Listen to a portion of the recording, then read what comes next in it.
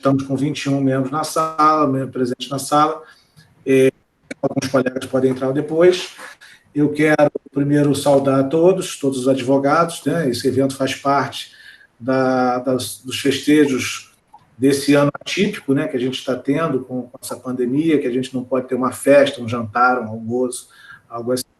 E a gente prefere, consegue comemorar de alguma forma, levando conhecimento, treinamento e evolução para a advocacia. Então, saudando a presença de todos, agradecendo a presença, agradeço ao Dr. Maicon, que propôs esse evento, né? Hoje, cada vez mais, eu que já estou sendo um presidente aí antigo, né? Agora, no grupo lá dos presidentes, eu já sou chamado de antigo, porque eu já estou em segundo mandato, hoje de vice, a gente vai ficando um pouquinho cansado, e os nossos colegas que estão chegando vêm colaborando para trazer esses eventos. E foi o caso desse do Maicon, e assim outros que nós estamos fazendo, que o Aldo e outros colegas estão nos auxiliando. E por isso agradeço muito. Quero agradecer às nossas palestrantes, né, que se voluntariaram, expuseram a estar conosco, trocando conhecimento, trazendo as inovações aí do reflexo do Covid nos contratos de educação, que é um tema muito presente, muito necessário, né? A doutora Tássia Ruschel, sei, desculpa. Delmas, né? Que são membros lá da comissão, né, do Rio, do assunto de direito imobiliário, né? Não sei se é presidente ou membro só. Mas aqui a gente tende a dizer que o membro é tão importante quanto o presidente para a gente prestigiar todos, que a gente que todos têm igual função, né? Então, para não me alongar, dando as boas-vindas aos colegas todos presentes, às palestrantes, ao doutor Maicon, os nossos funcionários que estão nos auxiliando aí, a todos os advogados presentes. Deixa eu dar uma conferida aqui e saudar aí, quando a gente faz o almoço dos advogados aqui, a gente sempre pede para falar o advogado mais antigo e o mais novo. Hoje a gente não vai pedir para falar, mas eu quero reverenciar a presença do doutor Cito Kousman, que deve ser um dos advogados mais antigos dos presentes, né? Porque ele é um garoto ainda, tem só uns 30 anos de advocacia, mas é um garoto, jovem garoto, se formou cedo, né? E está conosco participando aí para a nossa alegria, né? Muito obrigado. Tá bom? Vamos ao evento, obrigado a todos, a palavra está com o doutor Maicon. Olá, pessoal, boa tarde a todos. Cumprimento aqui o doutor Rodrigo, a doutora Tássia e a doutora Raquel e os demais colegas que estão presentes aí, prestigiando esse evento. Começar apresentando um pouquinho das doutoras, que eu conheço bastante e sou fã, e tenho certeza que hoje vai ser um dia que a gente vai aprender muito, a gente vai ter a oportunidade de debater com duas pessoas que estão formando opinião, né, nesse momento. A doutora Tássia, ela é membro da Comissão de Direito Imobiliário da OAB do Rio de Janeiro e também da Comissão de Locação do Ibradim, também minha colega lá de comissão. E a doutora Raquel Delmas, além de doutora em Direito pela PUC-Rio, é presidente da Comissão de Regularização Fundiária da OAB do Rio, a comissão popularmente chamada de Comissão de Moradia, né, que está bem ligada a essas questões sociais, e a fim de trazer um pouco dessa reflexão que está sendo formada hoje, eu tive a ideia de trazer esse evento para cá, e o doutor Rodrigo gentilmente abriu o espaço para a gente trocar essa ideia hoje, e vou começar, né, dando uma oportunidade para elas se apresentarem, porque eu tenho certeza que não é possível que eu faça a apresentação dos currículos delas aqui. Mas, doutora Tássia, pode se apresentar aí, fica à vontade. Bom, boa tarde a todos. Eu queria agradecer imensamente a oportunidade de estarmos aqui reunidos hoje, agradecer o Dr. Maicon Tavares, que eu admiro tanto o trabalho que ele desempenha aí no direito imobiliário, aqui no Rio, em Teresópolis, Dr. Rodrigo, que também proporcionou essa reunião, essa palestra hoje, falar ao lado da Raquel, de quem eu sou fã incondicional, e eu quero ser a Raquel quando eu crescer. Tenho muito, muito carinho por todos, são excelentes profissionais. Bom, eu já fui apresentada, eu mais do que tudo sou advogada, militante no direito imobiliário, especialmente em locações, lido com isso diariamente. não só na prática jurídica, né, na advocacia, como, enfim, em questões mais teóricas. E tenho o prazer enorme de estar aqui hoje, especialmente ao lado da Raquel, de quem eu, repito, sou fã, e do Michael também, de quem eu tenho um carinho enorme, sou fã desse advogado querido e incrível que ele é. Obrigada. Doutora Raquel, fica à vontade também para se apresentar.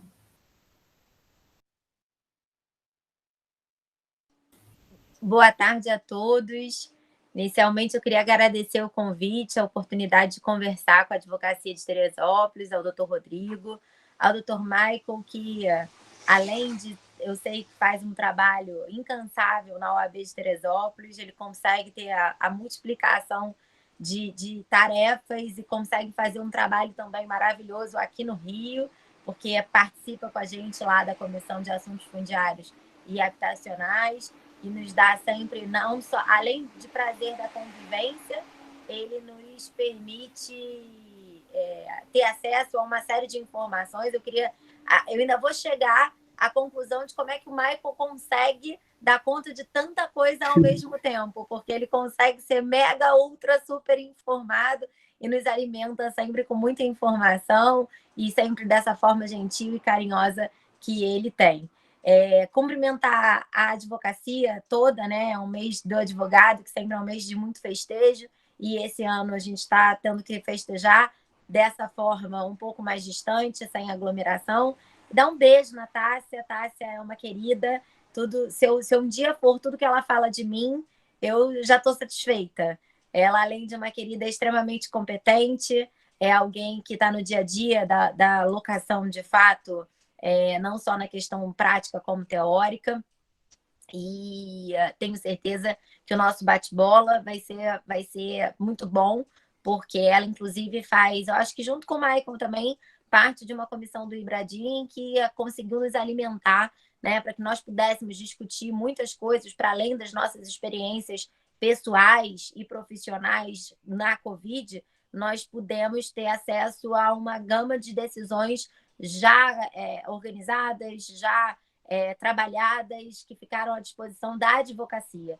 Então, fazem um trabalho muito importante em prol da advocacia, porque se hoje nós temos a dificuldade e a necessidade de buscar decisões, buscar informação, esse trabalho que eles fazem de compilar todas essas informações, principalmente num tempo de exceção como o nosso, tem uma proporção enorme e um auxílio imensurável para a advocacia. Então, mais uma vez, meu agradecimento a eles, não só pelo evento, mas por esse trabalho incansável que fazem à frente dessa comissão do Ibradim, que nos fornece tantos dados. Depois divulga aí, Tássia, porque eu tenho aqui o link já, mas divulga, porque eu acho que é uma ferramenta de trabalho muito importante para os advogados.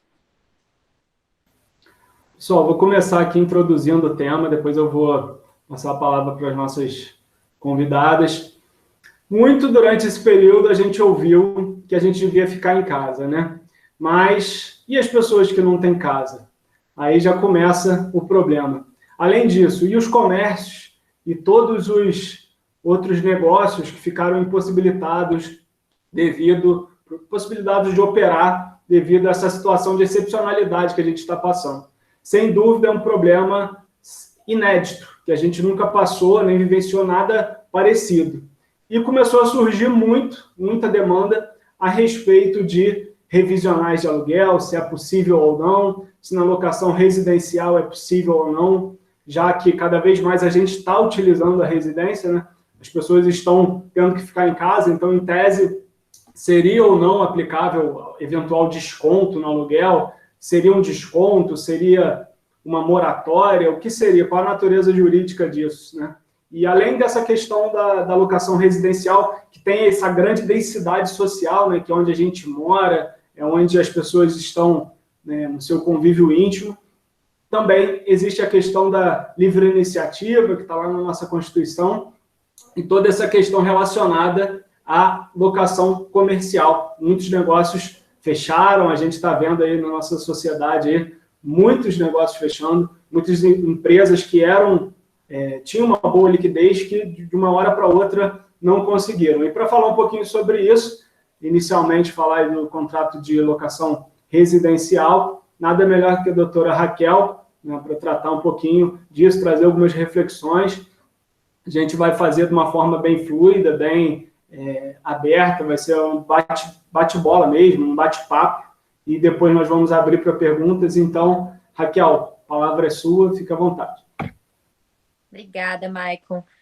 Esse realmente é um tema que começou a surgir muito cedo na pandemia, né? E, na verdade, a questão locatícia, ela borbulhou logo de cara, não pelo aspecto da locação residencial, mas pelo aspecto da locação comercial, que a Tássia vai conversar um pouquinho mais com a gente, trazendo os argumentos favoráveis, contrários, enfim, as possibilidades. Mas o tema, ele apareceu a partir da locação comercial, justamente porque começou a ser levantada a lebre de que, olha, eu não posso abrir, eu tenho uma ordem, um decreto que me determina me manter fechado, se eu não posso abrir, eu não arrecado, se eu não arrecado, eu não posso pagar. E aí, quando essa lógica ela foi chegando na locação residencial, sem querer entrar muito no tema da Tássia, para deixar para a gente conversar depois, essa mesma situação, ela não encontrava o conforto de debate que teria na locação comercial. Justamente por quê? Porque na locação residencial, o principal argumento que lá se apresentava que não existia, que era eu não estou usando, eu não estou podendo me utilizar. Justamente porque o locador vai dizer o quê? Não, agora é que você está mais se utilizando do imóvel. Você está se utilizando não só por maior necessidade, a frase que ficou latente na nossa mente do fique em casa durante esses 5 meses, um pouco mais já do que 5 meses, mas mais do que isso, você está se utilizando de forma ainda mais intensa, porque provavelmente a sua atividade profissional você está desenvolvendo em casa. Então, não é o fundamento de que a sua utilização ela não está acontecendo, ela não pode servir de base para qualquer discussão em torno da locação. E, por outro lado, as pessoas começaram a se ver naquela hipótese de eu tenho um contrato vigente, eu tenho um contrato que me onera dessa forma. Muitas pessoas no Brasil têm uma oneração derivada da moradia em um percentual bastante elevado, que às vezes ultrapassa até o percentual recomendado, que seria de, no máximo, 30% da renda familiar implicada em moradia, e essas pessoas começaram a se ver com esse contrato vigente, uma necessidade de ficar em casa, uma impossibilidade de gerir um transtorno enorme de se mudar no meio da pandemia e, ao mesmo tempo, um corte, muitas vezes, de renda. Então, qual era a situação fática? E aí, antes até de entrar no debate jurídico, qual é a situação fática que nós temos aí? Uma pessoa que é locatária, que precisa daquele imóvel para satisfação de um direito fundamental de moradia e, ao mesmo tempo, tem um contrato vigente, tem uma obrigação a cumprir e, ao mesmo tempo, ela se vê impossibilitada de cumprir de forma adequada essa obrigação porque tem a sua renda suprimida. Ela teve um baque de ter um corte de carga horária com uma diminuição de salário, ou mesmo foi demitida, ou é autônomo e informal, então não está numa situação de demissão e nem teve um corte formal da sua renda, mas simplesmente não consegue obter a renda, né? Nós temos vários profissionais da saúde que estão com essa demanda. Fisioterapeutas, dentistas, que não conseguem trabalhar. Quem é que hoje se sente confortável e confiante de sentar numa cadeira de um dentista se não for para fazer algo que é inadiável? E essas pessoas estão ficando sem renda, os profissionais de educação física e tudo mais. Então, diante dessa situação, como é que o direito pode resguardar essa relação? Porque não é nem só uma questão de resguardar o locatário, é resguardar essa relação. Eu acho que a questão pode descambar para 2 pontos. Se você não tiver nenhum tipo de ponderação nas obrigações ali tratadas, no inadimplemento total desse contrato por parte do locatário, ensejando o questionamento da viabilidade ou não da ação de despejo. E a outra, esse contrato está passível de ser renegociado por conta da pandemia? Então, me parece que esses 2 questionamentos, esses 2 caminhos surgem. Um caminho de se renegociar o contrato para tentar manter esse contrato não só rígido, mas sendo bem cumprido pelas partes, e o outro caminho, em caso dele ter sido inadimplido em absoluto, sem qualquer ponderação ou sem qualquer negociação entre as partes. Qual é a consequência? O despejo é viável? Bem, em relação ao despejo, a gente teve uma situação bem complexa existente ali, porque se você começa a pensar que não teve nenhuma negociação, aquele contrato se mantém com as cláusulas adequadas, as cláusulas que já vigiam, e vem sendo estabelecido um débito para o locatário se ele não paga. Uma vez ocorrida essa situação, é cabível o despejo? O débito vai existir. Eu acho que se não teve negociação, não teve pedido de negociação, não teve redução do aluguel, fosse amigável, fosse compulsória pela via judicial, o débito está existindo. Mas apesar do débito, esse débito que vai ser depois executado da forma de execução de qualquer crédito, existe a possibilidade de despejar?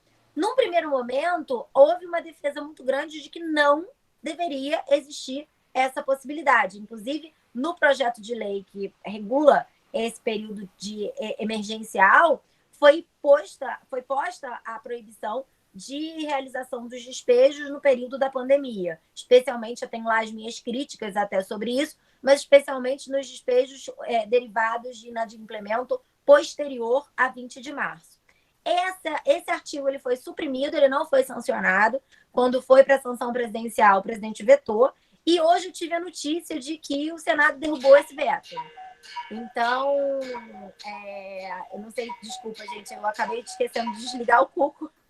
O cuco acabou de tocar aqui. Então, a gente teve essa situação de supressão da norma e pelo veto, e hoje o Senado derrubou esse veto. Vamos ver se isso vai se confirmar efetivamente, que já seria uma realidade benéfica, né? Em que pese deixar de fora as reintegrações de posse, em que pese deixar de fora as remoções compulsórias, em que pese deixar de fora também os despejos com débitos anteriores a 20 de março, porque a questão aí é não tirar a pessoa de casa, não é bem avaliar de que período é esse inadimplemento, mas já seria um avanço. Só que, por outro lado, essa dívida está crescendo. Se ela não causar um prejuízo ou uma problemática na moradia no momento, durante a pandemia, ela vai determinar um superendividamento para o locatário no pós-pandemia, e esse pós-pandemia também vai ser complicado em termos de realocação dessa moradia. E aí é que entra a questão de se avaliar: é possível renegociar esse aluguel? Esse contrato, que é plenamente estabelecido entre as partes, ele tem uma motivação de ser reavaliado, apesar de não ser uma locação comercial, onde não está havendo uso, porque o uso está havendo. Quais seriam os argumentos passíveis de serem levantados nessa questão? Aliás, Michael, se você quiser fazer alguma interferência, você fica à vontade, tá? Porque você me conhece bem, sabe que se deixar, eu vou falando. Então, se quiser fazer alguma ponderação... Deixa eu fazer só uma observação, né, Raquel? Você falou aí da PL, né, 1179, que depois virou a lei 14010, e ontem, agora já no dia 19 de agosto, já próximo ao termo final, né, que o regime jurídico emergencial e transitório previa, né, que seria 30 de outubro, vem uma modificação e gera mais uma insegurança jurídica, né? A gente que já estava com uma linha de raciocínio em um sentido e muda totalmente, né, Raquel? Essas instabilidades têm feito parte desse período, não só desse período, mas tem se intensificado nesse período, né? A instabilidade que a gente está vivendo em termos de caminho político, e aí, independente da ideologia que cada um queira seguir, ela está muito intensa. E isso repercute em todos os campos, repercute na insegurança jurídica, porque seria muito mais fácil se a gente tivesse uma realidade como Portugal, por exemplo, que determinou lá quais eram as regras de incidência, que requisitos deveriam ser cumpridos para que um locatário residencial pudesse ter o seu contrato revisto, de que forma esse contrato seria revisto. Lá, em regra, não há uma diminuição, mas há uma possibilidade de postergar o pagamento desses valores, parcelar posteriormente e tudo mais. Então, seria muito melhor, é muito melhor até para o locador, porque o locador ele já sabe com o que ele vai contar. Existe uma estabilidade no sistema de você não ficar... Nós, advogados, cansamos de ter que falar isso para o nosso cliente. O cliente pergunta, a gente fala, olha, não sei, eu não posso te dizer. eu não sei com que juiz vai cair.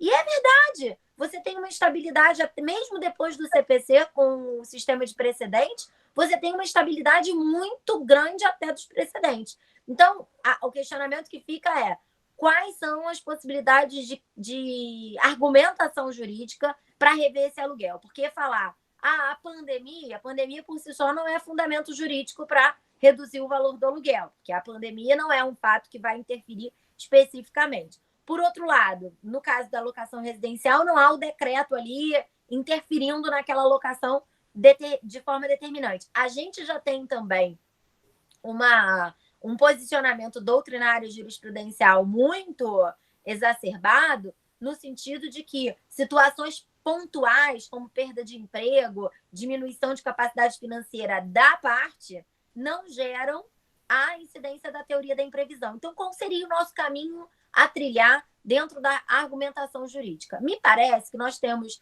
tanto uma fundamentação macro, que é uma fundamentação com base em preceitos constitucionais, como uma fundamentação mais típica, digamos assim, mais próxima do direito contratual.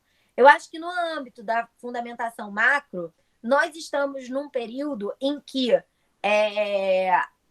a realidade da sociedade, não só no Brasil, mas num aspecto global, é de que todos estamos tendo, cada um dentro das suas peculiaridades e proporcionalmente, todos estamos tendo prejuízos, né? Uns mais, outros menos, uns em escala gigantesca, outros menor, mas a vida de todo mundo, de certa forma, foi alterada. Diante dessa alteração e desse prejuízo, os princípios constitucionais eles devem agir de modo a equacionar essa relação jurídica.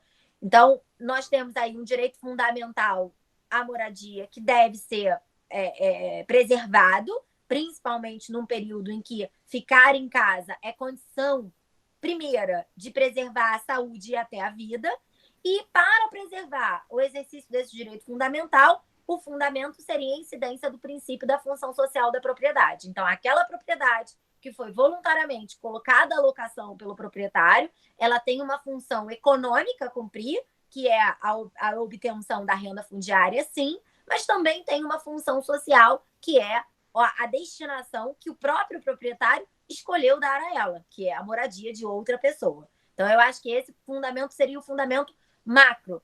E no fundamento mais típico, eu acho que ainda que a falta de emprego, a perda do emprego isoladamente, em situações normais, não possam suscitar, de acordo com o nosso entendimento doutrinário jurisprudencial predominante, a invocação da teoria da imprevisão, eu acho que nesse contexto em que está acontecendo, talvez pudesse invocar. Porque, normalmente, quando você é demitido, você não tem um auxílio emergencial do governo. O governo não te paga R$600. Normalmente, quando você está no desalento, você não tem facilitação de crédito. Quando a sua pequena empresa está passando por um problema, os bancos não vêm correndo te pedir para te socorrer. Mas num período de pandemia como esse, há essa interferência estatal justamente por quê? Porque a situação ela é de uma proporção tal e ela é imprevisível, ela é absolutamente fora de qualquer contexto já conhecido, pelo menos na nossa geração e nas 2 gerações anteriores. Então, entender isso como algo fora da teoria da imprevisão é até, a meu ver, uma audácia nossa. Então, essa perda de emprego, ela não é uma situação pontual, ela não é uma situação isolada, ela não é uma situação individual. Ela é uma situação, sim, que configura um ato imprevisível, que não pode ser nem evitado e nem previsto, e que atinge, sim, toda a coletividade. E a prova que atinge é esse socorro estatal que vem acontecendo de forma reiterada e que deve acontecer ainda por algum tempo, não só no Brasil, né, mas em vários outros países. Eu acho que quase todos tiveram algum tipo de política emergencial. Então, me parece que se, de forma macro, nós temos o argumento constitucional para dar estofo a esse pedido de ou revisão ou parcelamento, e aí eu acho que isso vai ter que depender do caso a caso, porque é possível que esse locador também dependa dessa renda de forma substancial, então ele não possa simplesmente ser privado de uma parte do aluguel, mas sim de uma flexibilização de forma de pagamento, até parcelar em 3 vezes dentro do mês, às vezes, não sei. Pode ser que isso funcione. Para um motorista de aplicativo, talvez isso funcione. Talvez ele não tenha o dinheiro no dia 5, mas ele tenha, sei lá, 20% do dinheiro no dia 5, mais 30% no dia 15, mais alguma coisa no dia 25. Então, sim, quanto em argumento macro nós temos o direito constitucional, me parece que as soluções do direito civil para a teoria geral do contrato, que seria a teoria da imprevisão, também podem socorrer, sim, a alocação residencial no sentido mais típico, que seria o direito civil. Eu acho que, em resumo, seria esse o caminho a trilhar e conseguir elaborar uma normatização mais adequada para a alocação residencial nesse momento. Não sei, estou aí aberta às ponderações de vocês. Raquel, a fim de enriquecer um pouco o que você falou, e concordo em grande parte com o que você falou, o Secov Rio e o Secov São Paulo já fizeram recentemente um levantamento, do qual eles concluíram que 3 em cada 4 locadores só tem um único imóvel, né? Isso em São Paulo. E no Rio é ainda mais, né? Que são 76,7% dos locadores só tem um único imóvel. O que nos induz a acreditar? Que esses locadores utilizam o rendimento desses imóveis para despesas existenciais. Então, a gente vai estar diante de um conflito, né, que é muito, muito sério, né, diante de 2 direitos existenciais. De um lado, a moradia do locatário e, muitas vezes, do outro lado, também a moradia do locador, que utiliza aquele rendimento de aluguel para pagar um outro aluguel ou mesmo para pagar um plano de saúde, um medicamento. Então, é uma situação, né, sem precedentes que a gente está vivenciando, que realmente vai gerar uma repercussão social muito grande, né? É claro que a sociedade ela tem como fundamento ali, tem como garantia que seria melhor para a sociedade que esses contratos fossem preservados.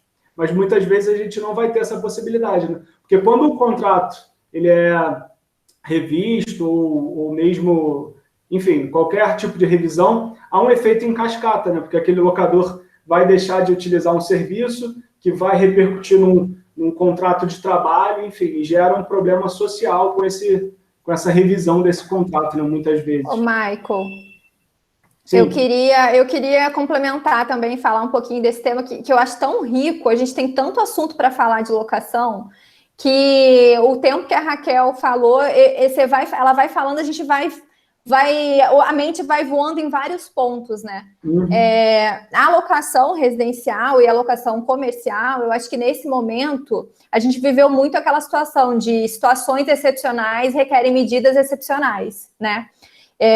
Então, durante esse período, assim, eu particularmente, na alocação residencial, eu sou efetivamente contra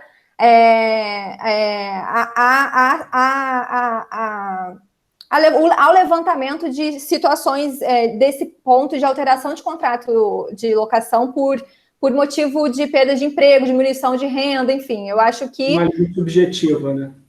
Exatamente. Mas, em contrapartida, particularmente, eu como advogada, não teve situação que eu mais atuei como nesses últimos tempos em relação à negociação de aluguel residencial, né? Porque eu acho que, assim, em que pese eu tenha uma opinião de que a gente não deve estender a interpretação, principalmente da pandemia, porque a gente sabe que as decisões que saem aqui, elas vão ter um reflexo.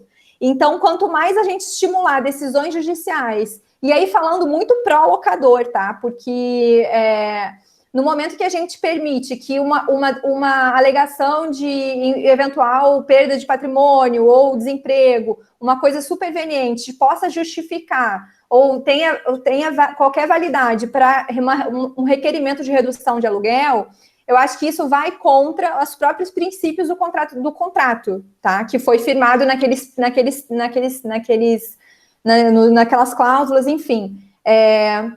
Mas, em contrapartida, não coube mais a ninguém do que a nós mesmos, como advogados, negociar o contrato de locação residencial. Então, assim, para você ter um exemplo, a gente teve um cliente que, de 100 imóveis residenciais, 54 a gente negociou e reduziu a locação, ou não teve desconto de 50%, 60%, 70%, parcelamento, tudo, enfim, para manter aquele contrato de locação, para manter, e não só manter o contrato de locação para preservar o locador, mas para preservar a saúde e a vida do locatário também, porque a gente sabia que em momentos de pandemia a gente não ia ser possível mudança, a gente não ia conseguir visitar imóveis, enfim, despejos também a gente não conseguiu ir em época de pandemia por inúmeros motivos, mas isso tudo cabe a gente, né, como advogado,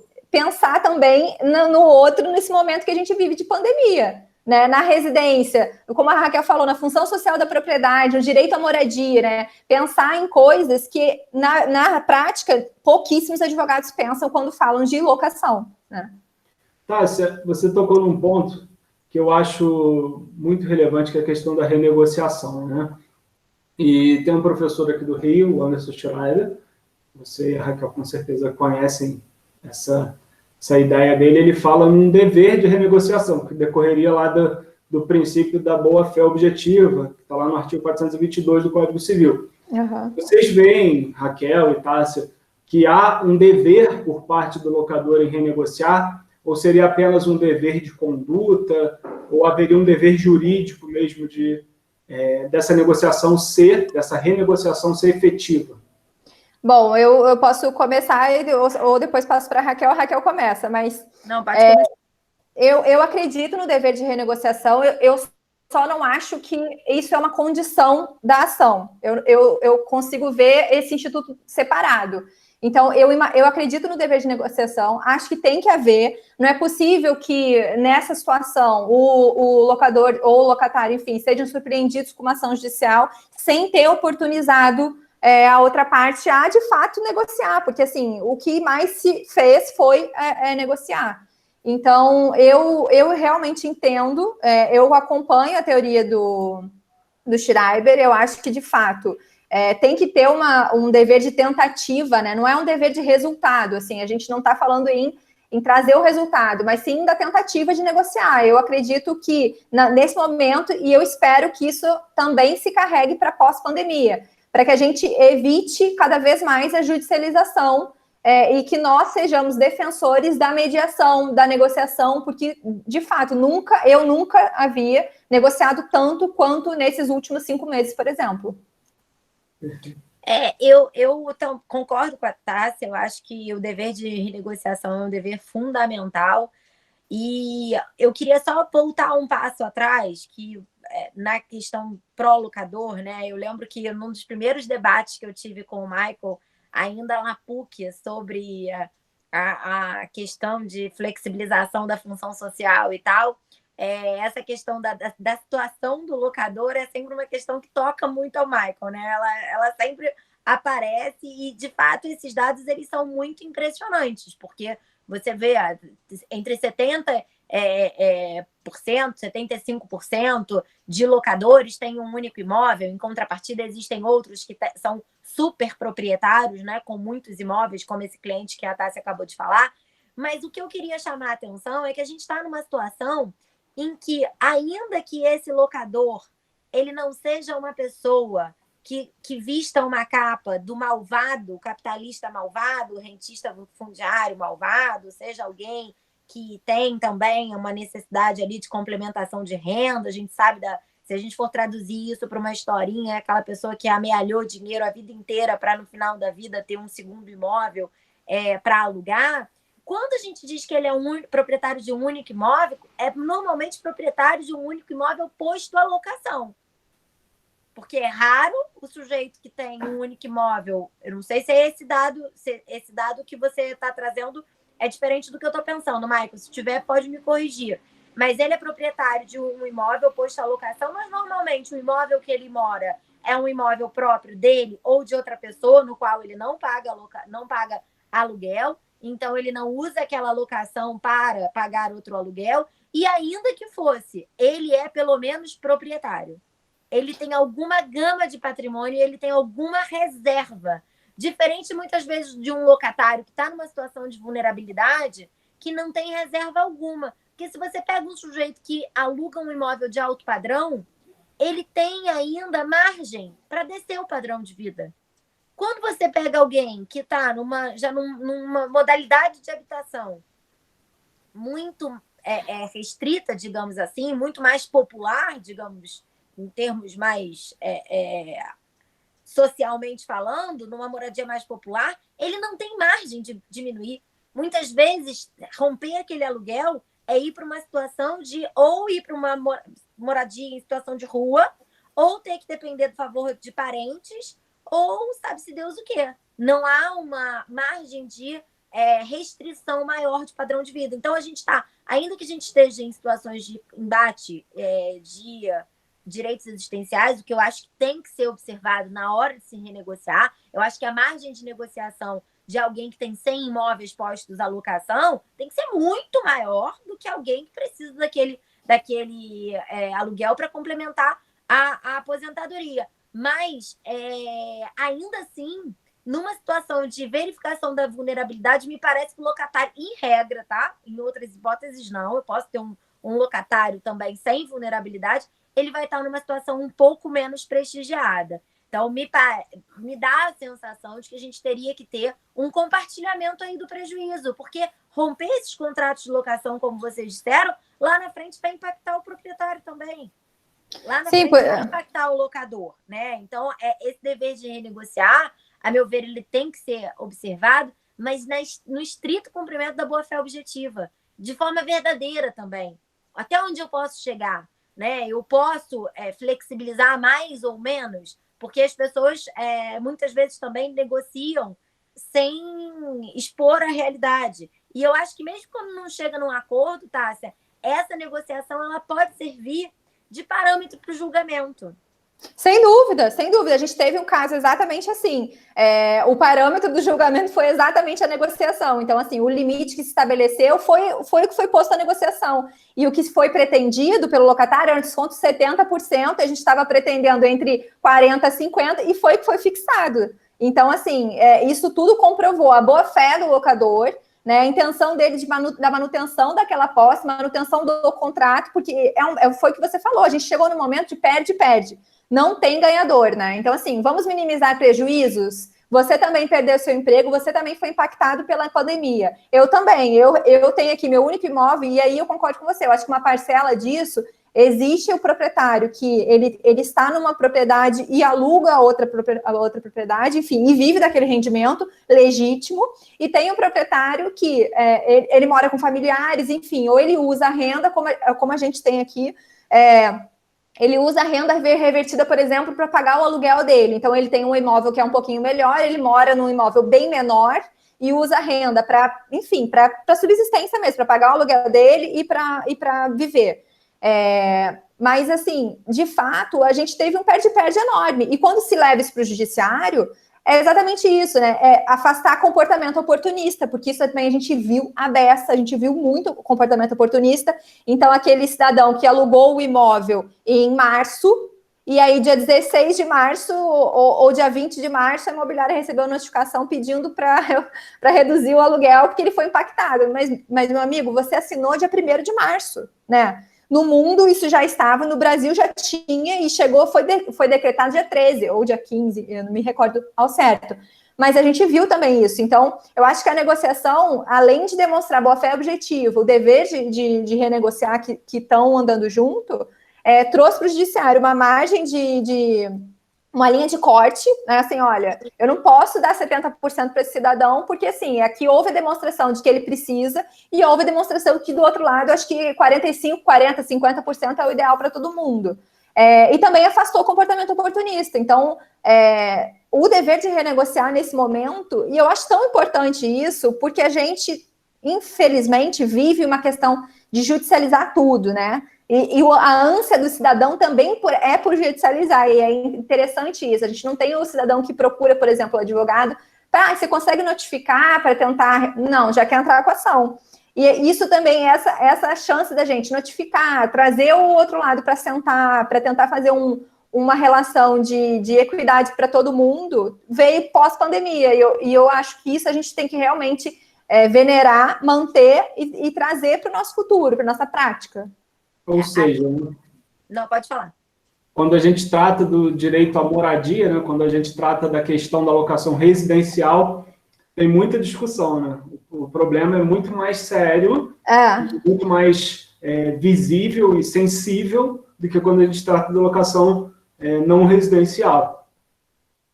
Porque assim, eu acho que na comercial, a gente muitas vezes, e não dá para trazer um momento genérico, e esse é o erro também, assim, dando minha crítica, eu acho que a gente generaliza, né? E a gente acaba recebendo muita coisa generalizada de outros colegas. Cada caso vai ser um caso. Não é porque a posse do imóvel foi ampliada na residência que o cidadão não vai ter direito, por exemplo, a tentar uma renegociação. Por que não, se naquele caso concreto ele foi totalmente impactado?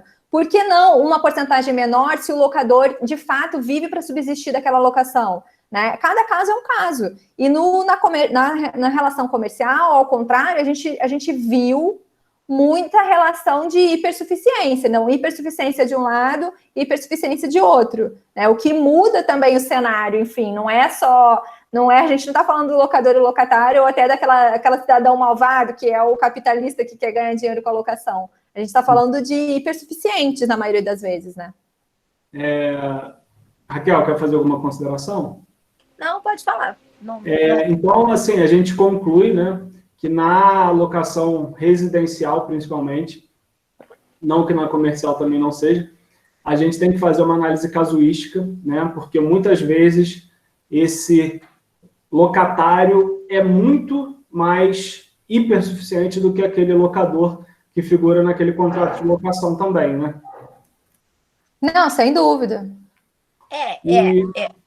Essa afirmativa, eu concordo com ela, que às vezes isso acontece, mas eu acho que, em regra, ainda a gente vai ter um locador mais fortalecido do que o locatário. Eu acho que sim. Existem locatários. E se você...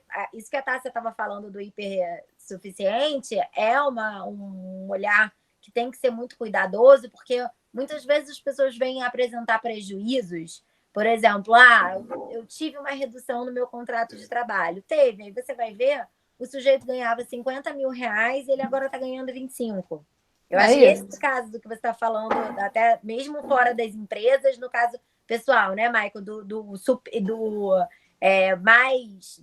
locatário com melhores condições, menos vulnerável do que o proprietário, do que o locador. Isso pode acontecer, mas infelizmente o nosso retrato social é muito mais próximo, né? Eu sei que vocês são advogados de alto padrão, que atendem clientes de alto padrão, mas o nosso retrato social não é bem esse. Então, a minha preocupação, às vezes, de firmar um entendimento, que é o que a Tássia até tocou agora, que esses entendimentos, muitas vezes firmados, quantas vezes vocês não pegaram uma súmula e essa súmula sai sendo aplicada à torta e à direita, e quando você vai ver o julgamento que deu causa à súmula, você vê que a base de incidência, a base fática de incidência dela era totalmente diferente.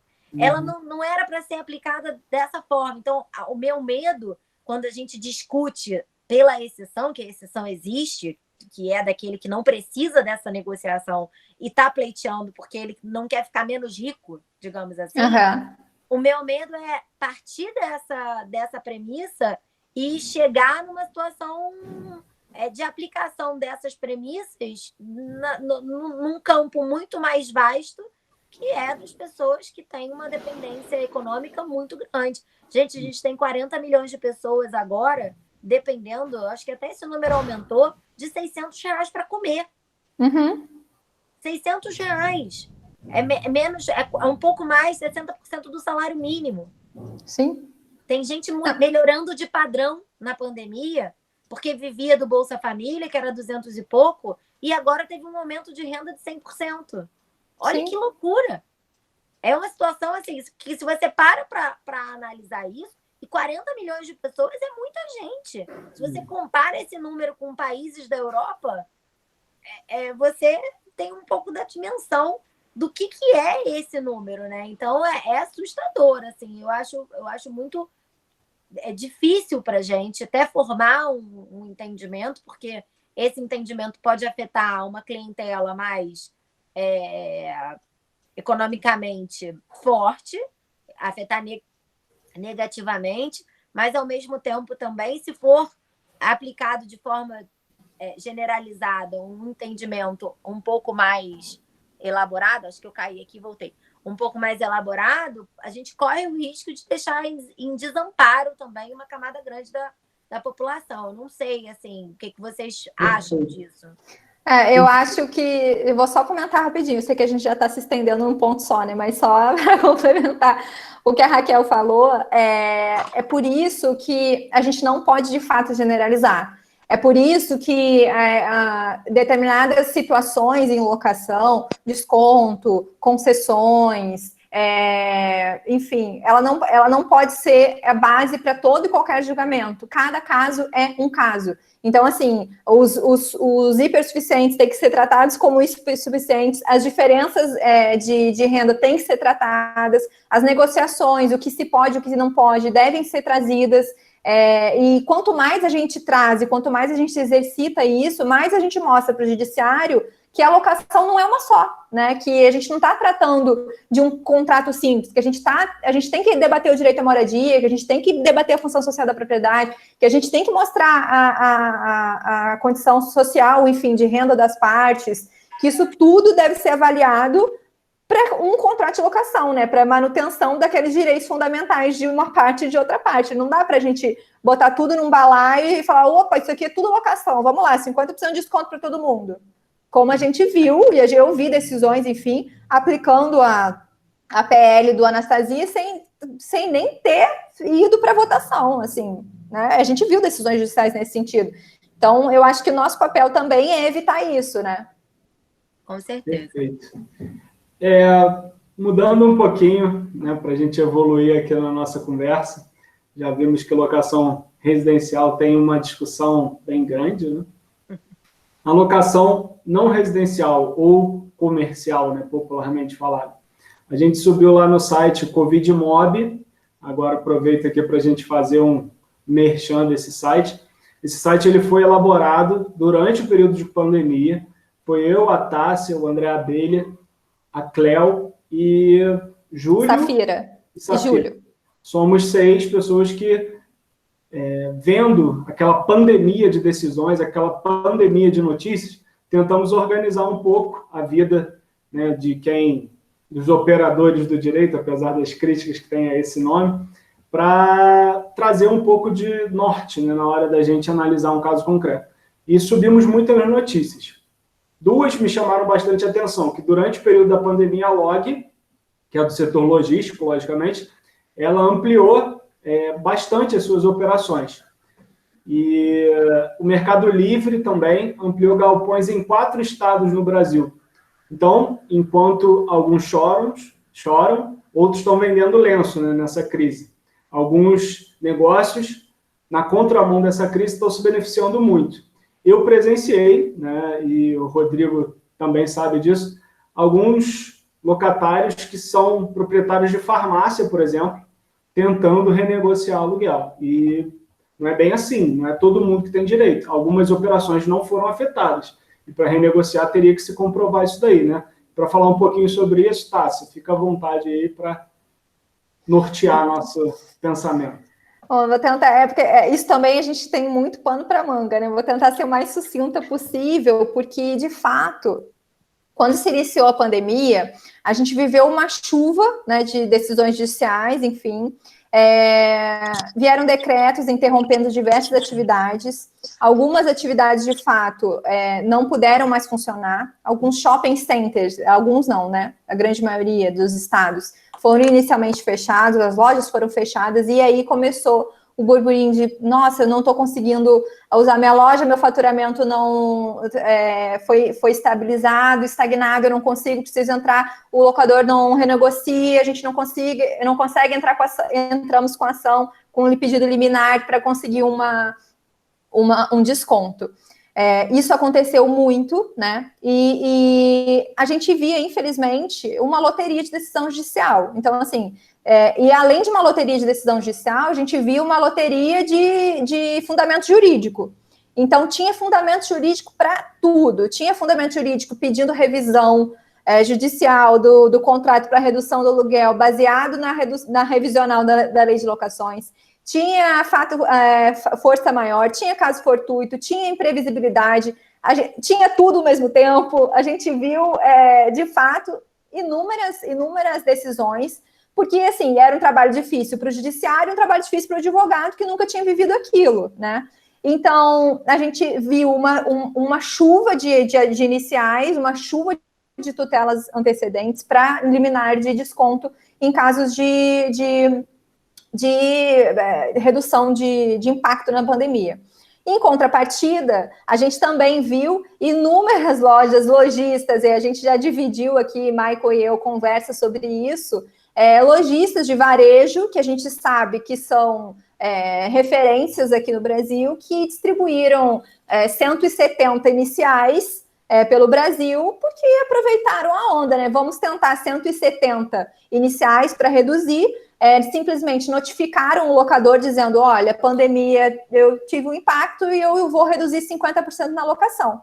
Não foi uma negociação. Alguns varejistas notificaram os locatários para impor uma redução de 50%, uma redução de 70% no aluguel, e a gente começou a ver essa distribuição de ação, e infelizmente naquele momento em que realmente algumas atividades estavam impactadas, alguns fechamentos estavam ocorrendo, muito oportunismo se surgiu, principalmente na relação de locação comercial, e grandes varejistas, grandes lojas de farmácia, grandes entrega delivery, enfim, de Mercado Livre, distribuíram ações, e de 170, por exemplo, 150 eles conseguiram redução imediatamente através de tutelas de urgência. E o que eu vejo agora é que, nesse primeiro movimento, pouco se apresentou questões ligadas ao dever de negociar, boa-fé objetiva. Então, pouquíssimas ações distribuídas lá no início trouxeram aqui o dever de negociação, trouxeram a comprovação do impacto pela pandemia, não trouxeram diminuição de faturamento, enfim, e distribuíram e ganharam liminares. E o que a gente vê agora, já um sentido reverso, é o tribunal começando a reverter esses julgamentos. Então, aquele locatário que distribuiu e ganhou 50% e deixou de pagar 50% em 5 meses, já teve a reversão ou já está prestes a ter esse novo, a situação começou a se encaixar, e o judiciário está começando a rever todas essas decisões. E aí a empresa comercial, enfim, a locação comercial que sofreu a redução, agora está tendo que pagar os 5 meses porque não apresentou nenhuma negociação com o locatário, porque não demonstrou boa-fé no contrato de locação, ou porque juridicamente era equivocado, porque se fundamentou na revisional da lei de locações, e aquele contrato não tinha os requisitos, ou seja, não tinha 3 anos de vigência para se socorrer a revisional, ou não apresentou mínimo impacto, questões financeiras de demonstrativos para comprovar que ele realmente fazia jus àquele deferimento. Então, o movimento que eu vejo agora, acompanhando assim, alguns clientes, é de reversão total do tribunal por todos esses pontos, ausência de negociação, ausência de boa-fé, ausência de comprovação de impacto, e que eu imagino que venha trazer agora uma segunda onda de decisões que coloquem um pouco a situação no eixo para comprovar de fato. Você é hipersuficiente? A outra parte é hipersuficiente? Qual foi a situação real desse caso aqui? Você trouxe comprovação de que você tentou? Você trouxe, de fato, alguns pontos de impacto no seu faturamento?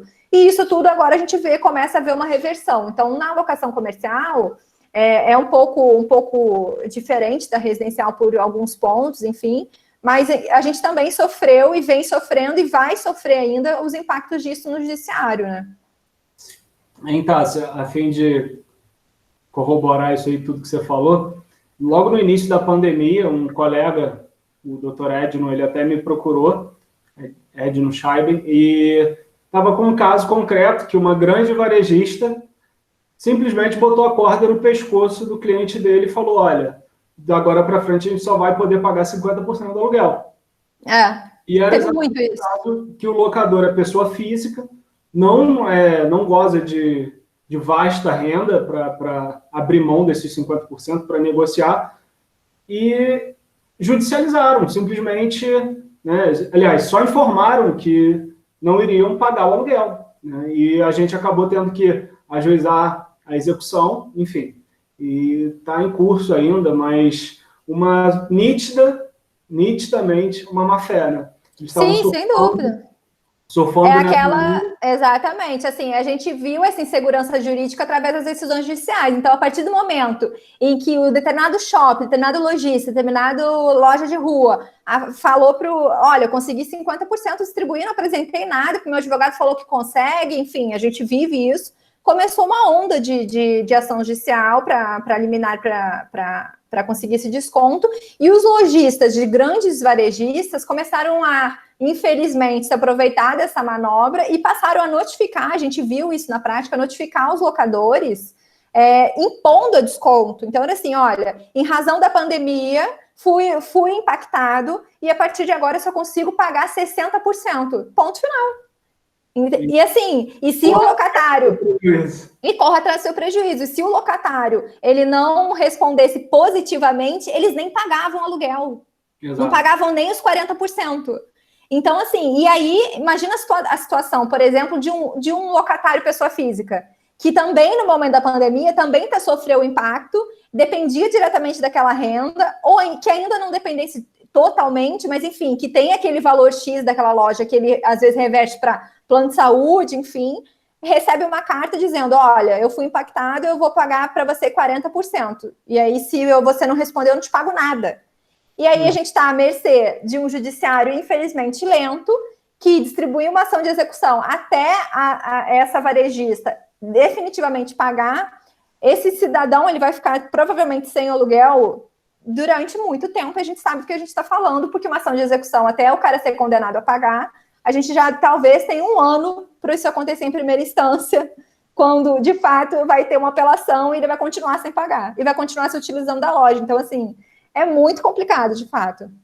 Esse ponto que vocês falaram sobre o impacto da pandemia, isso é muito importante, porque a pandemia em si não é justificativa para nada, né? Exatamente. Nem a pandemia, nem o decreto por si só. Até tem uma corrente, eu queria ouvir vocês um pouco sobre o que vocês acham disso, mas tem uma corrente que fundamenta esse pedido de redução na impossibilidade de exercício da posse. Se tem um decreto que me impede o exercício da posse daquele bem, porque eu não posso abrir, isso por si só já justificaria. Eu, particularmente, tenho lá minhas dúvidas, porque tenho lá minhas dúvidas, inclusive, se há uma interrupção da posse. Porque eu tenho essa visão também, porque, assim, na verdade, eles alegam a interrupção da posse justamente porque você não consegue, pessoa física, entrar no imóvel, tá? Ou, na verdade, entrar você até consegue. Você não consegue exercer aquela atividade. Abrir. Mas se você for verificar a situação da posse, ela está integralmente sendo utilizada pelo locatário. Todo o maquinário, e assim, o locador não pode bater lá e falar, então você não está utilizando... Eu vou entrar aqui, vou botar minha quitandinha aqui dentro, para ver se eu consigo... Todo estoque está lá. Exatamente. Ou isso, ou assim, você não está utilizando, então vamos fazer o seguinte, arranca tudo aqui de dentro. Isso também não aconteceu. Então, assim, eu sou totalmente contra essa narrativa de mas eu não estou tendo exercício da posse. Não, você está tendo exercício da posse. O que você está impedido, através de decreto, é de cumprir o exercício da sua atividade. O que é diferente de utilizar ou não a posse do imóvel, né? E do impacto financeiro, ok. E que um McDonald's da vida, que eu, como não advogo para nem locadores, nem locatários comerciais, eu posso ficar à vontade de falar.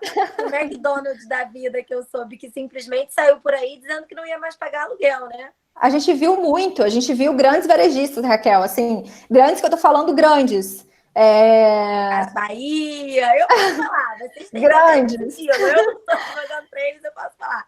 Grandes notificando, dizendo, olha, eu vou pagar só X% porque eu fui impactada. E se o locador não respondesse, eles não pagavam absolutamente nada. E o locador que corresse atrás do prejuízo. E aí distribuindo ou ação de despejo, correndo o risco de romper com aquele contrato que às vezes é a fonte de renda dele. 2, distribuir uma ação de despejo e não conseguir o despejo.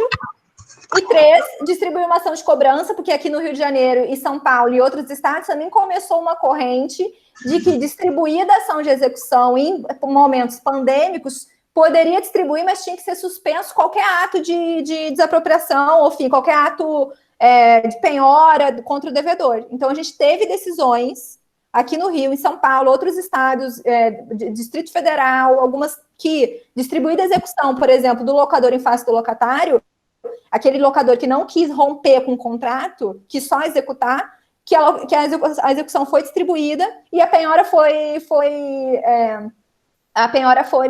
deferida, mas não foi dado prosseguimento em razão da pandemia. Suspendeu, né? A palavra estava me faltando, obrigada. Suspendeu o cumprimento da penhora. Pessoal, e agora, finalizando aqui, vou trazer um levantamento aqui que eu acho muito interessante, de jurismetria, né, que a nossa colega...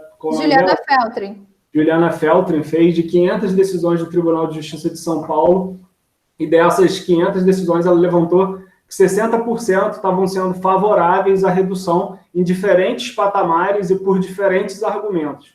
O que mais prevaleceu, né, dentro desses argumentos na locação não residencial, vou deixar bem claro isso, foi o artigo 317, que fala da desproporção, né, desproporção manifesta entre o valor da prestação devida e o momento da execução do contrato. Então, é o artigo 317 do Código Civil. Outro fundamento que também norteou muito foi o 393, que é o caso fortuito e força maior. Há bastante crítica à aplicabilidade desse artigo, porque a mera dificuldade de pagar, né, ela não impossibilita o cumprimento daquela obrigação. Algumas obrigações, sim, estão impossíveis, né? Por exemplo, de fazer um show para 1.000 pessoas, hoje é impossível.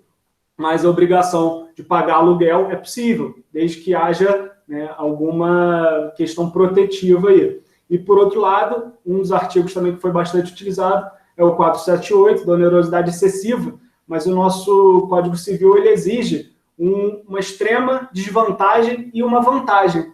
E muito estava sendo entendido que não haveria nenhuma vantagem para o locador, né? Porque ele também, né, estaria afetado, né, por essa crise. Então, assim, esse panorama já dá para a gente ver mais ou menos como o judiciário está pensando, e eu concordo quase que integralmente com a aplicabilidade do artigo 317.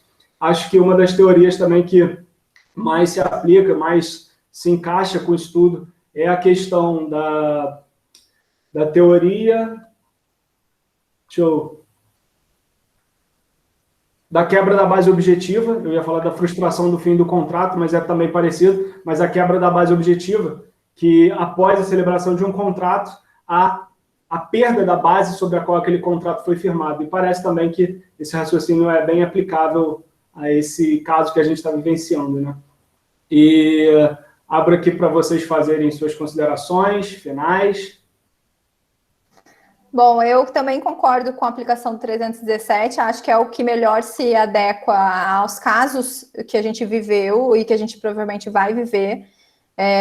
Eu acho que o 317 se encaixa. Eu ainda sou particularmente muito pró-locador, assim, eu de fato, isso que a Raquel salientou bem, assim, da questão da posse, sabe, o exercício da posse, independente da atividade estar sendo exercida, aqui falando só de locação comercial, eu acho que isso é um ponto importante, assim, porque eu não vejo uma vantagem para o locador também de deixar aquela loja fechada. Ele também não consegue entrar na loja porque seria uma invasão, né? Ele cedeu a posse para o locatário. Enfim, mas acho que o 317 ele se adequa na questão judicial, mas eu ainda acredito que a gente, como operadores do direito, a gente também tem o dever, de fato, de não incitar a judicialização.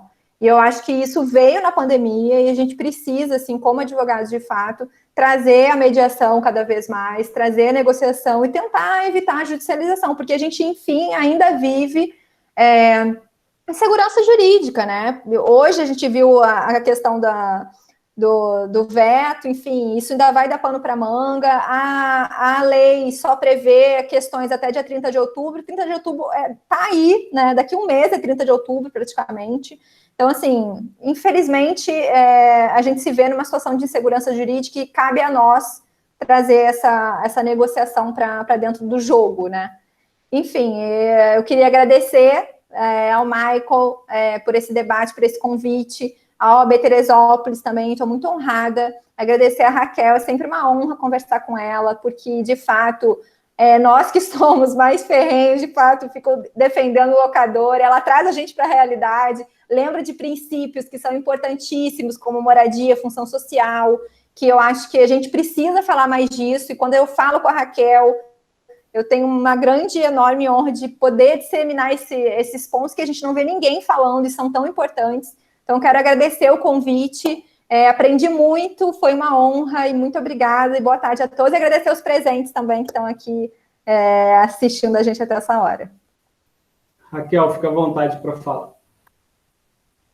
Bem, vou começar pelos agradecimentos, então. Mais uma vez, eu queria agradecer a organização da OAB Teresópolis, na pessoa do presidente, doutor Rodrigo, e também do Michael, e falar que eu fico muito feliz de ver vocês assim tão empenhados e tão obstinados a defender esses pontos, e que, ao mesmo tempo, me dá uma sensação muito boa de que, apesar de vocês ponderarem um olhar, vocês estão sempre muito abertos e fazendo o debate com pontos e contrapontos, com argumentos contrários e favoráveis. Então, parabenizar tanto a fala da Tássia quanto a mediação e as intervenções do Michael. Eu, para encerrar, quero ponderar que eu acho que a questão da desproporção, da onerosidade excessiva, ela traz essa argumentação, num certo sentido, dizendo que não existe vantagem para o locador, mas eu, como vocês sabem, por ter um posicionamento sempre pró-moradia, eu sou voto vencido quase sempre nesse tema, né? E não fico muito triste de ser não, porque eu acho que a gente tem que continuar lutando. Nós vemos diversos movimentos de luta por educação, diversos movimentos de luta por saúde, vemos uma atividade judicial muito grande na promoção desses direitos, por exemplo, saúde e educação, e na moradia não muito. A gente tem organizações e lutas sociais, mas jurídicas muito poucas, né? A luta jurídica por moradia, ela é muito pontual. Então, eu sei que eu fico sempre muito vencida, mas eu acho que tem uma vantagem exacerbada, sim, para o locador, quando ele é alguém que não está na premência e na dependência daquele recurso, e ele acaba tendo a integralidade do recurso, enquanto o locatário passa por uma dificuldade efetiva e um ônus efetivo para pagar aquele aluguel, e eu vou explicar por quê. Nós estamos num momento, e isso o Michael reiterou e a Tássia também, que todos estão perdendo. Existe um prejuízo mundial. Na hora que uma certa categoria não tem prejuízo algum, ela está tendo um ganho excessivo. Na hora que todas as áreas da vida, com exceção de alguns nichos de mercado que cresceram na pandemia, tem prejuízo, as escolas estão tendo prejuízo, os planos de saúde tiveram prejuízo, porque estão tendo um gasto imprevisível. Ninguém está falando muito disso, mas estão tendo um gasto imprevisível, né? O pool de seguradoras, quando o World Trade Center caiu, teve um impacto que teve que se reunir para conseguir pagar os segurados, porque senão não ia conseguir pagar.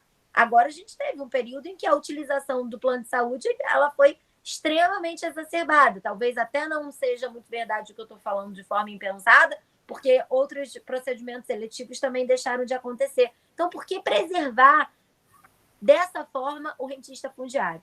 Esse é um ponto. E para encerrar mesmo, deixar aqui a minha mensagem, apesar de saber que eu sou voto super vencido, o número de decisões pró-moradia na pandemia foi muito pequena, com exceção das suspensões de despejo, que realmente aconteceram num número razoável, né? Houve, inclusive, alguns tribunais recomendaram aos seus juízes que não promovessem despejo nesse período, mas eu sei que sou voto vencido, mas a minha mensagem é de que a luta por moradia, não só do morador em situação total de vulnerabilidade, que é a pessoa em situação de rua, não, mas a luta por moradia digna, moradia adequada, de que a mercantilização da moradia não seja algo tão implementado como é na nossa realidade hoje, que as pessoas muitas vezes passam a vida endividadas para a obtenção de moradia, ela persista. Então, que os argumentos em torno dessa luta também se solidifiquem ou pelo menos ganhem espaço de debate, como a gente está fazendo aqui hoje, para ponderar onde é que pode se modificar e ajustar para que tenha uma promoção de moradia um pouquinho mais adequada. É assim que eu queria que o debate jurídico se tornasse. É isso que eu queria para o debate jurídico daqui para frente. Mas vamos ver se a gente consegue, né? Pessoal, finalizando aqui, também queria agradecer a doutora Tássia e a doutora Raquel. Raquel, sobre essa sua colocação a respeito do direito à moradia, né? Acho que o direito civil ele está estagnado, né? O direito de família evoluiu muito ao longo dos últimos anos, mas o direito civil, principalmente a questão imobiliária, ela ainda está discutindo o direito romano, né? A gente não saiu ainda dessa discussão arcaica, né? O patrimônio, né? A propriedade ainda é um fetiche, ainda é uma moeda de subjugar mesmo o outro, né?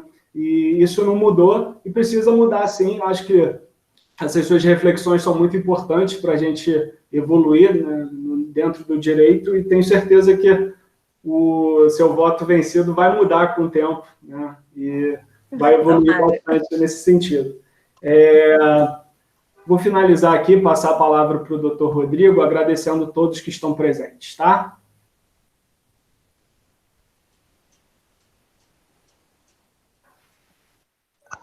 Antes de agradecer, doutor Michael, eu não sei se seria possível, se a gente tem tempo para isso, até porque uma das duas participantes precisa participar de um outro evento, se a gente poderia abrir para alguma pergunta, que talvez algum colega, né, queira se manifestar. Eu mesmo tenho aqui algumas observações e perguntas que eu gostaria de fazer, e se for possível, se elas ainda tiverem tempo. Tem? Eu sim. Eu que tenho, mas ainda estou no tempo. Primeiro eu quero saudar o nosso vice-presidente, que está presente aí com o login de Luísa Rodrigues, por acaso é filha dele, né? Já fica com os cabelos brancos assim, já usa a coisa da filha. Eu não quero chegar a esse ponto tão rápido, né? Algumas observações que eu tenho umas teorias aí que eu não vi muita gente falando, né, Mário? Eu acho que a locação não residencial, por exemplo, ela tem que ser observada do aspecto anual, né? Você tem comércio que ele tem algumas flutuações, né? É sazonal de movimento. Tem comércio de varejista de algumas coisas que vende o normal o ano todo, quando chega novembro, dezembro, ele vende 5 vezes, 6 vezes, 10 vezes o que venderia nos últimos anos. Então, ele tem que fazer uma conta anual. Então, não dá para ele dizer, com 15 dias fechado, que ele está com prejuízo, né? Eu já acho isso um absurdo. Entendeu? Então, eu tive esses debates aqui com clientes e com locatários, locadores, locatários, e acho que tem certa razão. Outra coisa que a gente tem que observar, e tem esse oportunismo, vocês não falaram o nome da varejista, mas que eu soube que fez isso, foi a Americanas. Que você que disse. É um grupo que é B2W, que envolve o comércio físico, mas tem o virtual que bombou. Então, eles também teriam que analisar isso, né? É um grupo todo, ele não pode pegar isoladamente por loja, né? Não pode fazer essa conta por loja, está levando prejuízo, tem que fazer a conta do grupo. É uma coisa que eu alegaria. O Jim já gostou da ideia ali, se não falou no assunto, vai usar já no processo dele. Uma outra coisa que eu pensei é o seguinte: você tem empresário que aluga um imóvel e fica rico, faz patrimônio daquele comércio, trabalhando naquele imóvel, tem Mercedes, tem carrão, tem imóvel, faz viagem internacional, e no primeiro mês que o imóvel dá prejuízo, tem que rachar com o proprietário da loja, né? Eu já achei isso um absurdo, entendeu? Então, se eu for defender, por exemplo, de certas pessoas, eu vou dizer, olha só, então vamos dividir o lucro que você teve ao longo desse período todo que você ficou milionário, com patrimônio grande. Vamos fazer assim? Então, é uma tese. A outra tese que eu acho, que eu defenderia, é que quem tem que dar esse tipo de desconto é shopping. Porque shopping participa do resultado da empresa. Ele recebe um valor mensal. Shopping na sua essência, né? Tem shopping de galeria que não é assim. Agora, o shopping que cobra um percentual do faturamento, esse é sócio no prejuízo, porque ele é sócio também no lucro, né? Tem que analisar como seria feito isso. Aí, por exemplo, eu tenho aqui uma locação que eu participo aqui, que é desse padrão, que ele, em novembro, dezembro, ele vende muito mais. O Michael sabe também quem é, né? A gente conversou sobre isso, que ele conhece o outro lado também aí. Aí, o que acontece? Veio falar comigo, eu falei, tá bom, vou fazer o seguinte, vou te dar um desconto de 50%, mas você vai pagar esse 50% lá na frente, parcelado, da forma que for, porque outubro, novembro, dezembro, você começa a ganhar mais, você começa a me pagar isso aí. Aí ele concordou nos primeiros 2 meses, e depois, quando ele viu que muita gente estava dando desconto, aí ele veio, não, agora eu não queria aquele negócio, não, estou querendo um desconto mesmo. Eu falei, tá bom, beleza. Então, nós vamos fazer o seguinte, nós vamos alterar o teu contrato e você vai passar a pagar um percentual do teu faturamento. Porque em dezembro você vai me dar esse retorno. E eu vou ter direito de botar um fiscal, igual o shopping faz, lá dentro da tua empresa, para você se vender sem nota, eu poder anotar. Aí ele, não. Eu falei assim, ué, tu não quer o desconto? Vamos combinar, bom para todo mundo. Aí ele não gostou do assunto, entendeu? Então, assim, tem muito oportunismo, tem muito esquema. Então, a gente também tem que pensar por esse aspecto. Você desculpa que como eu não prestei, fiquei assistindo mais trabalhando, eu peguei os assuntos, mas não vi às vezes quem falou. Uma das duas, acho que foi a Tássia, né? Falou de São Paulo que estava deferindo mais, não é isso? Eu tive num shopping lá no Rio, e aí tem uma loja para escolher. Já pensou que a gente já passou mais 1 hora. Uma loja do espoleto, o rapaz lá falou que o pessoal de São Paulo estava conseguindo rápido eliminar, né? E no Rio, não. Eu não sei qual dos dois está certo, né? Então, é porque eu acho que São Paulo, assim, pela minha experiência, tá? Eu atuo no Rio de Janeiro e São Paulo. São Paulo, o tribunal de lá, ele é mais célere, num todo.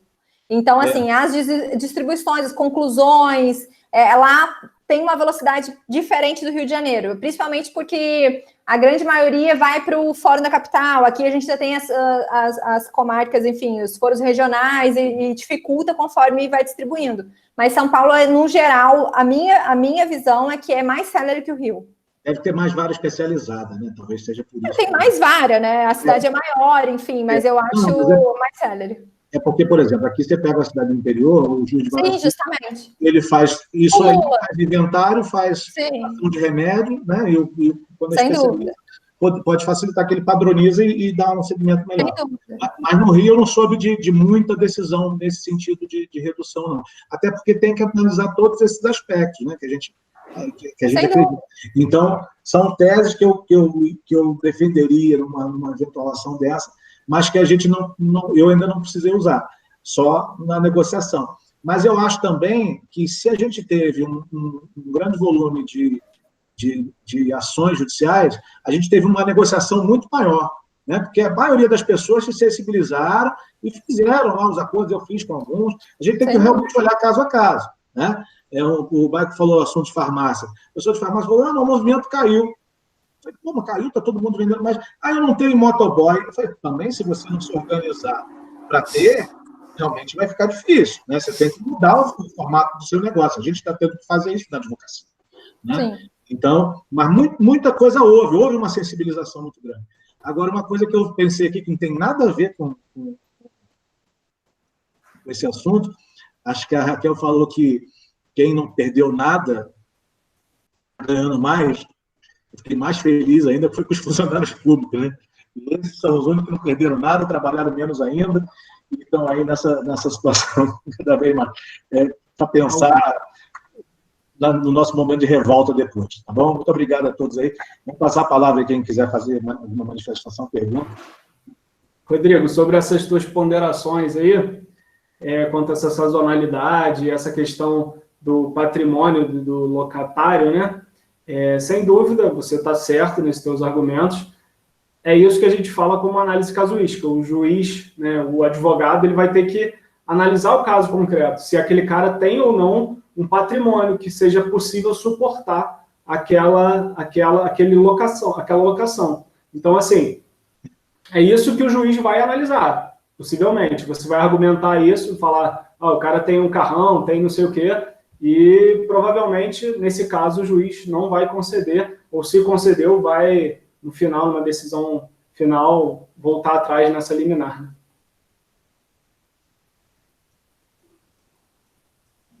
Quanto ao shopping também... Nosso vice-presidente é especialista também no assunto aí, trabalha muito nessa área. Quanto à questão do shopping também, Rodrigo, Edinho, tem quem defenda, por exemplo, o Fábio Azevedo, que é um dos grandes nomes na relação a shopping center, que nenhuma contraprestação é devida, tá? Porque o shopping, o espaço é apenas um dos elementos do contrato. O shopping é uma operação complexa, tem aquele termo mix, tem toda uma complexidade. O espaço é um mero elemento daquele contrato, né? É quase que uma relação de sócio ali, de gerenciar todo o empreendimento em prol das vendas. Então, realmente concordo contigo também que nesses casos talvez não seja devido nenhuma contraprestação. Né? Boa noite a todos, doutor Rodrigo, doutor Michael, doutora Tássia e Raquel. Muito agradável estar aqui e o debate sempre enriquece, né? A gente sempre vê colocações que vão acrescentar no nosso dia a dia. E aí, fazendo uma junção aí do que eu pude observar, o que eu extraio hoje de objetivo é que tudo tem que ser tratado caso a caso, né? E para a gente poder achar a justa medida dos pedidos e das decisões, os princípios têm que ser utilizados, né? De boa fé. E assim, ouvindo a doutora Raquel falar dessa questão social, o que eu imagino seja o seguinte: os ramos que, ao invés de vender menos, né, eles cresceram, eles puderam estar abertos por causa de uma questão social também, em razão da essencialidade do negócio, não é verdade? A farmácia com medicamento, as empresas que vendem alimentos e tudo mais. Então, eu acho que isso também deve ser considerado quando fizermos os pedidos, né, para os clientes, e os juízes também, né, a gente deve se esforçar para convencer os juízes exatamente dessa justa medida aí, né, que eles estão tendo esse benefício, mas que a razão deles poderem estar tendo esse benefício é a questão social. Né? Uhum. Bacana. É isso aí, pessoal. Eu acho que as eventuais dúvidas que forem surgindo também podem ficar à vontade. Edinho, perfeita a tua colocação. Alguns negócios realmente foram beneficiados, né, por essa questão da essencialidade, realmente. Alguns negócios foram beneficiados. Eu tenho uma assessoria de alguns clientes que conseguiram também alavancar seus negócios e mudar mesmo o ramo de atividade. Alguns implementaram questão de curso online e tudo isso, e não tinham isso no seu questão de serviços que prestavam e passaram a prestar cursos online, por exemplo. É uma nova realidade que exige novas medidas, né? E, como todos os mercados, vão sobressair aqueles que estiverem se atualizando, que estiver buscando novo, sem medo, né? E, com certeza, esse novo normal, né, também é criticável esse termo, mas tem um certo ponto de realidade. Esse novo normal exige novas medidas também. Com certeza. Sem dúvida. Beleza, pessoal? Vamos finalizar aqui. Mais alguém quer perguntar alguma coisa? Vou pedir, então, só para os colegas abrirem a câmera aí, quem está com a câmera fechada, para a gente tentar fazer um print aqui para registrar. Tá bom? Senão aparecem só as iniciais aqui. A Tamara e o doutor Cito tem uma foto bonita, mas os outros estão aparecendo só iniciais. A outra colega aqui também é a Camila. Vamos abrir? Isso. Pode sinalizar. Enquanto isso, eu agradeço mais uma vez, né, a presença, ainda que virtual, na nossa subseção da doutora Tássia e da doutora Raquel, e dizer que a nossa subseção fica muito feliz com a participação de vocês aqui, né, que haja outras participações. Em breve nós vamos estar aqui numa nova sede, né, e esperamos passar por esse momento aí que a gente possa congregar realmente de forma pessoal, né, de forma presencial, e lá nós vamos ter um espaço maior até para cursos, para aulas, e as portas vão estar sempre abertas para vocês, para as suas comissões, para tratar de todos os temas aí do direito e para benefício da advocacia e da sociedade como um todo. Ok? Parabenizando mais uma vez a todos pelo Dia dos Advogados, vamos encerrar. Estou fazendo o print aqui, porque nem todo mundo me atendeu o pedido, e teve gente que disse que não está conseguindo abrir, mas não tem problema. Vou fazer o print aqui agora. Boa noite a todos, obrigado, está encerrado. Tchau, boa noite. Tchau, tchau, boa noite. Obrigada, gente. Tudo de bom, obrigada. Tchau, tchau.